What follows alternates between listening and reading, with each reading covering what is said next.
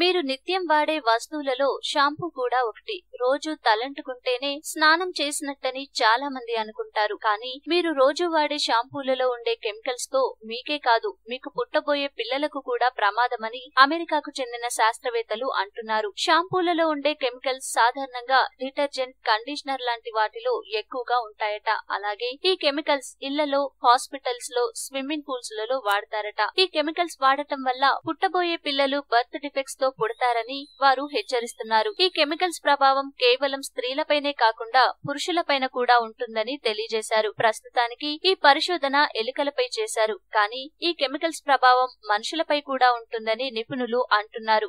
ఈ వీడియో మీకు నచ్చితే లైక్ చేయండి, అందరికీ షేర్ చేయండి, కానీ సబ్స్క్రైబ్ చేయడం మాత్రం మర్చిపోకండి.